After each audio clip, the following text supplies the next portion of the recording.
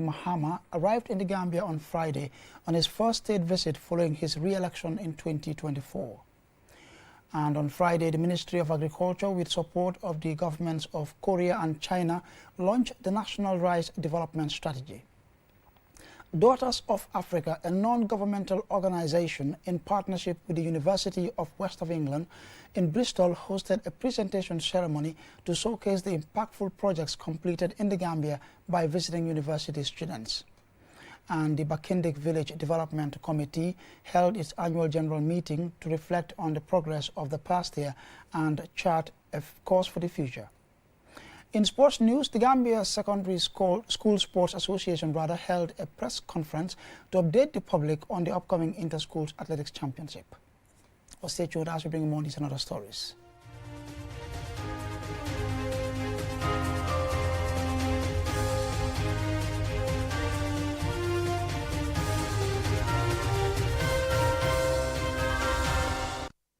And now here's the news in detail. In a move to strengthen regional cooperation, Ghana's re-elected President John Dramani Mahama arrived in the Gambia on Friday on his first state visit following his re-election in 2024. Usman Jatta witnessed his arrival at the Banjul International Airport, and this is his report. President John Mahama's private jet landed smoothly at the Banjul International Airport at midday, signaling the latest chapter in the Gambia-Ghana relations. Upon disembarking, the Ghanaian leader received a warm welcome from his Gambian counterpart, President Adama Barrow, who was accompanied by a high-level delegation of government officials.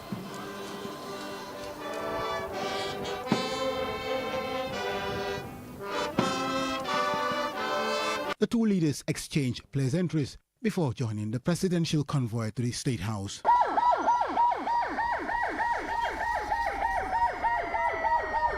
Thank you. In a closed-door engagement, the two leaders discussed strategies for fostering stronger bilateral relations, highlighting opportunities for collaboration in sectors such as agriculture, trade, education, amongst other key sectors of cooperation. Shortly after this, both leaders took questions from the press. We are honored by your coming to the Gambia at this very important time in your presidency. And also, we have to seize the opportunity to congratulate for the resounding victory. Congratulate you for your resilience and your courage. And as I said, there is no school for experience. You are former president and you are now president. So we have no doubt that you will continue the leadership and you will continue where you stop. I've discussed issues. Ghana gives its support to that whole process. And we also believe that, as President Barrow has always said, there should be a process where people who have been the victims are compensated for the pain that they have gone through. And I fully support him. And I believe that the international community should come and help Gambia so that a fund is set up to be able to give reparations to some of these people who have suffered. And so aside from that, we discussed issues to do with the sub-region, how we can take advantage of the free movement of people and goods, how we can take advantage of the African Continental Free Trade Area. We discussed issues of security in the sub-region, including what is happening in the Sahel, and how we can work as a sub-region to make sure that West Africa is a safer place for all our citizens.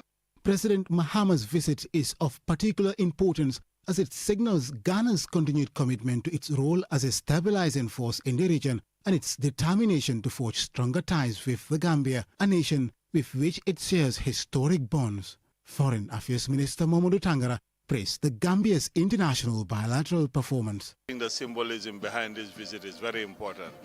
That shows the strength of the relationship between our two countries, and we're looking forward to working closely with him at the bilateral level and at the regional level. There is no small country. You make yourself small or big depending on your attitude. And I think in the international arena, we are doing a great job. Importantly, the state visit also seeks to reinforce Ghana's diplomatic efforts in West Africa, particularly under Mahama's leadership, As the continent navigates a way through challenges and opportunities, Lieutenant General Mahmoud Ocham, Chief of Defense Staff of the Gambia, was part of the President's delegation. A lot of our senior statesmen were educated in Ghana, and we're given the cultural affinity with Ghana and the temperament of the Ghanaians. I think this is very important. The President coming to see us, probably one of his first foreign trips, to see not only the Gambians, but the deployment of the Ghanaians is a significant step. It says, goes to consolidate the importance they as well as us.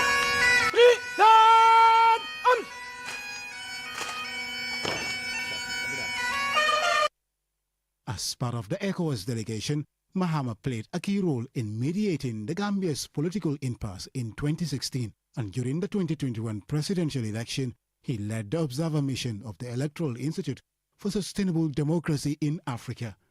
President Mahama's visit to the Gambia reaffirms the importance of intra-African cooperation, with both presidents underscoring the shared vision of a united and prosperous West Africa.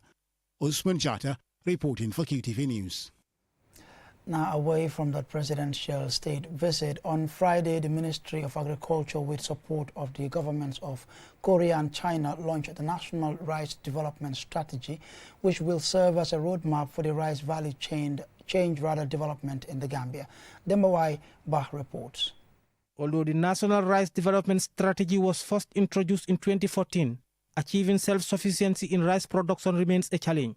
Although rice is a staple food for Gambians, local production has not been able to meet demand for household consumption. However, this new strategy has been launched to help identify existing gaps and challenges while promoting collaboration amongst government agencies, private sector participants and development partners. The government of the Gambia and stakeholders have therefore come together to develop a unified approach to strengthening the resilience of the rice sector. Dr. Demba Sabali, the Minister of Agriculture, presided over the launch of the document. With the current world market price of broken rice at about $500 per ton, the country is spending over $80 million annually for importation of rice into this country. And to put it in context, $80 million is 5.6 billion Gambian dollars. That means every year we can turn 5,600 Gambian farmers into millionaires. To boost rice production for sustainable development, the document outlines a blueprint for implementing an action-oriented approach in the growing, harvesting and processing of rice in the Gambia. During the session, agriculture officials discussed renewed strategies and ways to achieve self-sufficiency by 2030. Dr. Seydou Bah, a seed and seed systems expert at Rice Africa, highlighted the progress made in rice development across Africa. Our current yields are 0.62 tons per hectare, and it is the lowest right now in West Africa, or if not sub-Saharan Africa. We are still struggling with 0.62 tons per hectare. And this current strategy is hoping that we are targeting 2.4 tons per hectare. The success of sustainable rice value chain development cannot be achieved without the collaborative efforts of United Nations agencies and private donors who provide essential technical support and farm inputs. So Shang Yang is the director of COPIA Senegal Center.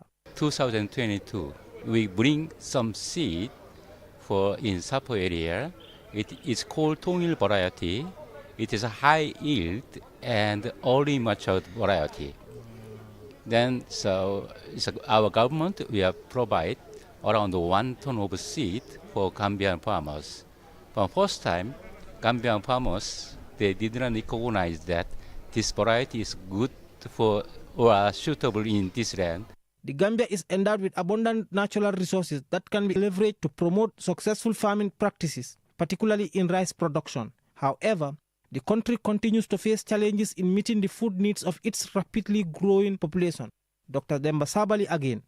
It's an investment issue. The government is trying to do its best. But let me just put this thing to the public. To develop 1 hectare of land, you need minimum of $12,000 to $15,000 to develop 1 hectare of land. I mean, you don't need $1,000 to develop 10 hectares to do groundnut or to do maize. So the cost of investment to develop the land to a standard of South Korea or to the standard of the Western rice producers, the investment Gambia currently needs 20,000 hectares. Produced twice a year, we will be rice self-sufficient.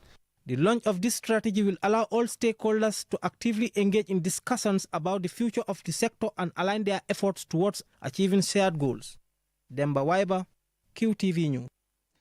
Now, following the successful implementation of sustainable development projects in local communities, Daughters of Africa, a non-governmental organization in partnership with the University of the West of England in Bristol, hosted a presentation ceremony to showcase the impactful projects completed by visiting university students. Yafatuge attended the event and Sina reports. The students arrived in the Gambia on January 3, 2025 for a 2-week working visit. Throughout their stay, they collaborated with Gambian youth leaders, working alongside them in schools and ecotourism sites. During the event, several key projects were highlighted, reflecting the meaningful contributions made by the University of the West of England students to both the educational and environmental sectors in the Gambia. The students voluntarily taught at the Faraba Bantang Basic Cycle School, Mansakoli Bojang Primary and Junior School in Birkama Jalangbang, and St. Peter's Junior School in Lamin. Mian is the representative from the UWE. We want our young people at the university to be able to use their skills, collaborate and create impactful projects for different communities. In addition to their work in education, the students also contributed to ecotourism initiatives at Abuko Nature Reserve. They focused on raising awareness about environmental conservation, promoting sustainable tourism practices, and enhancing the park's appearance through various improvements. Pauline Bailey and Famara Fati are the founder and CEO, respectively, of the Daughters of Africa. So we work with communities, we've set up a number of MOUs that we have with the Ministry of Education, the National Centre of Arts and Culture. We work with a number of local schools, both public schools and international schools and private schools. And we provide international relations and international project management opportunities, volunteering opportunities for the UE students. So I hope when you get back to UE, you will be good ambassadors and tell them what you really enjoy from here. It has not been the very best, but I think we have done our best to ensure that at least it is doable. So I want to thank each and every one of you for that. Becky Kingsley Jones, one of the trainers from the UWE, outlined the importance of this training for both the UWE students and the youth leaders in the Gambia. Our students have brought some ideas from England, but they have learnt a lot from the way your teachers teach here. We will be able to take that back to their learning in the UK and explore how the different contexts for children across the world affects how they learn. And part of the University of West of England's priority is to become a global university. And so this learning from our students is going to be really important in moving the university forward in understanding what it means to be a learner wherever you are. Caitlin Alford, a student at the UWE, and Yoro A. Jallo, a Gambian youth leader, highlighted the impact the training will have on their lives. During this project, what I have learned is to engage the students more into practical, aspect instead of just theory. And we are just so grateful for that opportunity. So for the Daughters of Africa and Diego, thank you so much for giving us that opportunity. At the conclusion of each group's presentation, both parties were presented with certificates by their mentors from the University of the West of England, recognizing their success in implementing the project. Reporting for QTV News, this is Yafatige. And a report there by Yafatige will lead us to the commercial break, but we will be right back.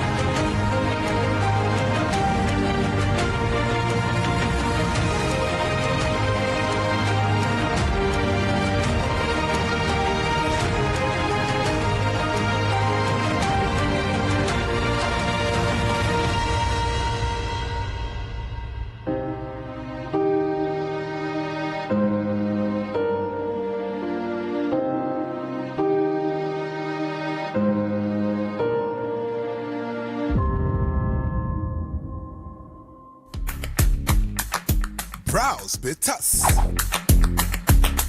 QCell brings you a promo like never before. Get unlimited internet for just $25. Yes! Recharge $25 and enjoy the convenience of free internet from 1 a.m. to 6 a.m. every day with our Browse with Us promo. With this amazing offer, you can browse, stream, and download all your favorite movies for free. So why wait? Recharge $25 today and enjoy free internet only with QCell between 1 a.m. to 6 a.m. For more information, call customer care on 111. QCell, Senior Bus, we innovate, others follow. Terms and conditions apply.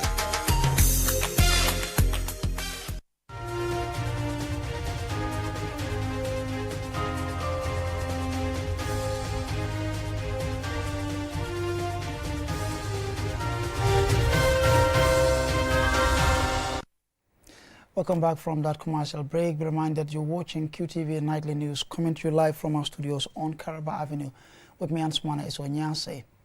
Now, the Bakik Village Development Committee held its annual general meeting, bringing together community leaders, local leaders and the stakeholders to reflect on the progress of the past year and chart a course for the future. Our regional reporter Don Williams was there and his report is narrated by Usman Jata. Bakik Village is located at Lower Nyomi in the North Bank region. The AGM highlighting the importance of collaboration in addressing local issues that enhance the well-being of all residents. Baba Ahmad Njai, the chairman of the Bakik Village Development Committee, highlights how he was voted, their achievements and plans.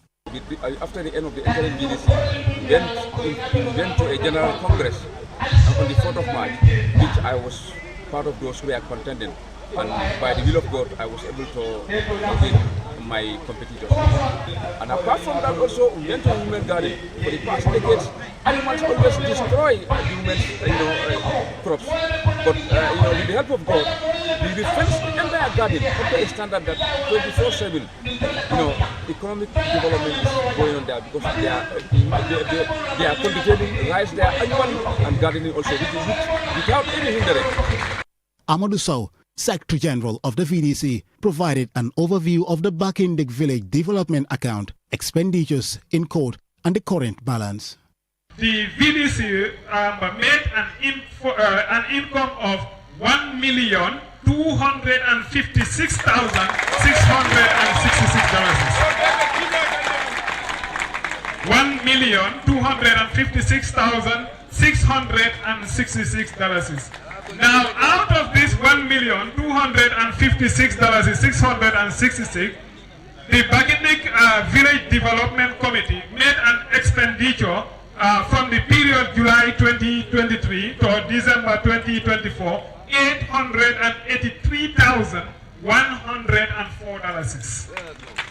Now, the new balance that is in the Bakik Village Development Committee account, as it stands today, 2025, stands at $373,563. That is what is in the account of Bakik Village Development Committee. Babukar Mboob, Media and Communications Officer at Bakik VDC, highlighted the significant impact of the youth empowerment efforts. The football field is built, established. We have a goal post that is original, a standard one, and also like a net. We also provided football and jerseys for them. Currently, the Bakik VDC under the Bakik Sport Committee under the VDC is organizing a football tournament for the young people of Bakik. All these ones are development that are geared towards empowering young people of Bakik. Some of the key development projects and social support initiatives launched by the VDC include fencing the community garden to prevent animal intrusion, providing fertilizer to farmers to enhance crop production, fencing the Christian cemetery, covering fees for children's summer studies, offering free health care for the sick, and organizing tree planting efforts to combat climate change. The VDC's next goals are to finish styling the village mosques, purchase power tillers or tractors for local farmers, and construct a market for the village. Bicycles and 2 motorbikes were also donated to the village to assist with mobility. Osman Jata reporting for QTV News. Now, in a world where perseverance and the skill often define success, Woody Sow, a seasoned silversmith, shares the inspiring story of his remarkable journey from humble beginnings to becoming a respected figure in his field. QTV's Loliam Kamara sat down with him to discuss his journey, triumphs, and the lessons learned along the way. Here's the report. Woody Sow's path has been marked by resilience, hard work, and unwavering commitment to his craft. In this exclusive interview, Sow reflects on the challenges and triumphs that have shaped his career, offering a glimpse into the life of a silversmith who has not only forged metal but also a legacy of determination and success.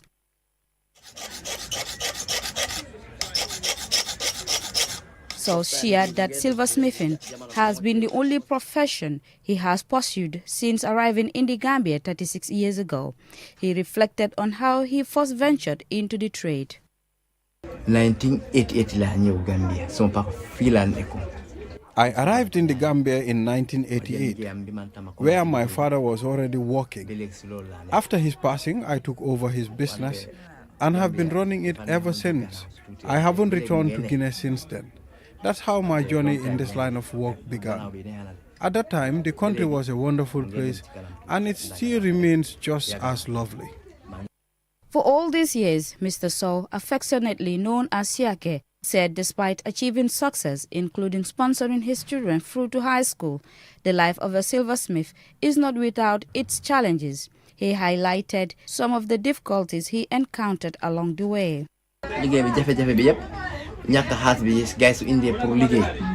The work isn't progressing as I would like, primarily due to a lack of funds. Sometimes a customer will place an order for a specific piece of jewelry, but it often takes them a while to return, collect the finished piece and settle the payment. Known for his attractive, skillful craftsmanship, Sow specialized in creating decorative jewelry such as bangles, earrings and necklaces. He also has this message to share with the public.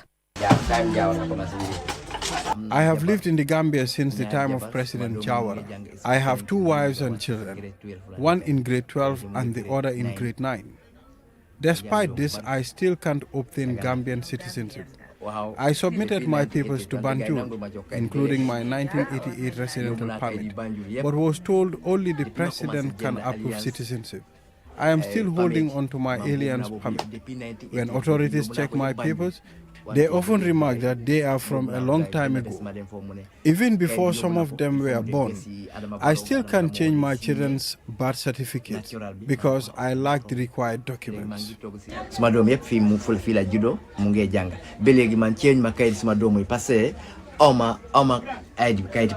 Sow's determination to succeed in his trade paid off, and over time he built a strong reputation as a skilled artisan.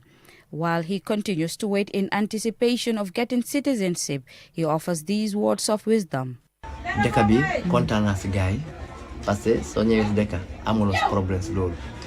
I am grateful to the people of the Gambia because since I arrived, I have not encountered any problems. I love the Gambia for its peace. I have lived here in peace and harmony without any issues. I hope that one day my dream of becoming a Gambian citizen will come true. As I have spent almost my entire life here, and so have my children, living in a country without proper papers leads to uncertainty. Metalworking, particularly silversmithing, holds deep cultural significance in the Gambia, where many people wear silver bangles and other jewelry. For Sow, silversmithing is more than just a business. It is a way to connect with his heritage.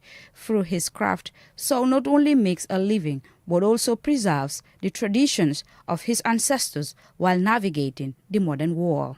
For QTV News, Loliam Kamara. And that inspiring story there by Loliam Kamara will lead us to sports news in a moment.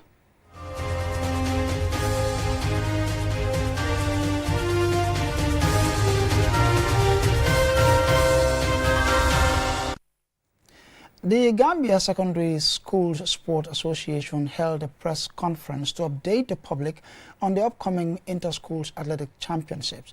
Among other things discussed were regional demarcations for the heats, forms, rules and eligibility criteria. Mahmoud Gajaka was there and he now reports. Competition is set to kick-start this weekend, beginning with the regional heats in various regions to serve as qualifiers for the national finals. Athletics is an important part of secondary schools' activities across the country. Schools compete in both track and field events to eventually win the coveted prize in the final. Ismail Assise, president of the Secondary Schools Sports Association, gave an update. This year, the regional dynamics have changed. We used to, two regions used to join together in the provinces, especially URR and CRR, and then LRR and NBR and West Coast also come up as one.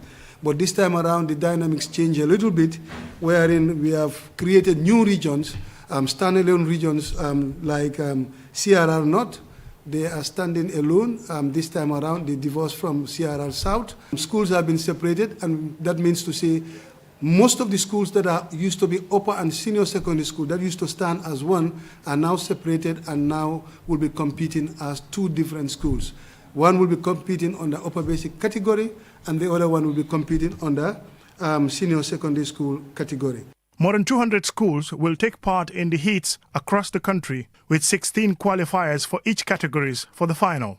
According to the organizers, a new scoring system is being introduced where points will be awarded based on medals won rather than the previous method of points allocation. Abdul Karim C. is the chairman of competitions of the Secondary School Sports Association. There is free and fair judgment in our decision. The president has told you the qualifiers from each of these regions, 16 athletes. So we want to make sure that there is justice, there is fair treatment, there is fair play, so that these 16 athletes will be selected and they come to participate in the finals. Like he said, he already told you about the medals format that we are going to use this time around. We will not be using the points.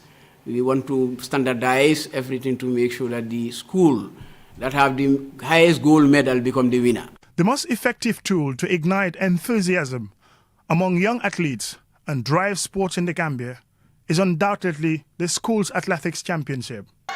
Organized annually by the Gambia Secondary School Sports Association, the event is bigger than any national sports meeting and with some 5,000 athletes involved.